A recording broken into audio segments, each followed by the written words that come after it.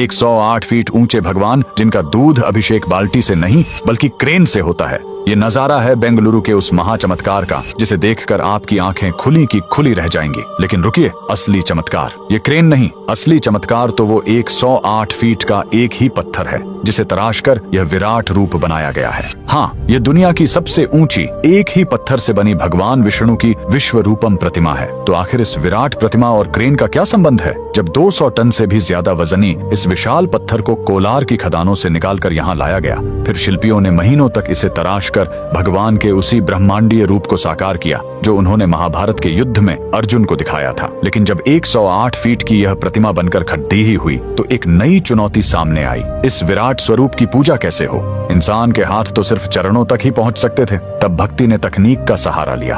आज जब इस प्रतिमा का अभिषेक होता है तो एक विशाल क्रेन की मदद से दूध और पवित्र जल के कलश को 108 फीट की ऊंचाई तक ले जाया जाता है और वहीं से भगवान पर अर्पित किया जाता है। कमेंट्स में जय श्री हरि विष्णु जरूर लिखें।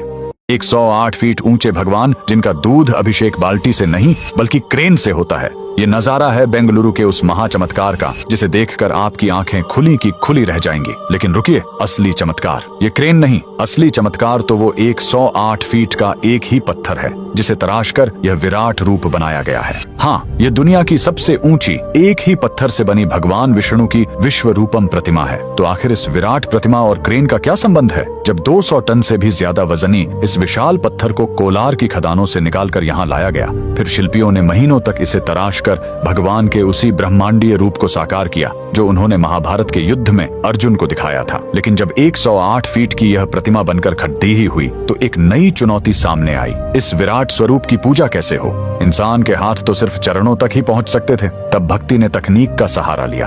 आज जब इस प्रतिमा का अभिषेक होता है तो एक विशाल क्रेन की मदद से दूध और पवित्र जल के कलश को 108 फीट की ऊंचाई तक ले जाया जाता है और वहीं से भगवान पर अर्पित किया जाता है। कमेंट्स में जय श्री हरि विष्णु जरूर लिखें।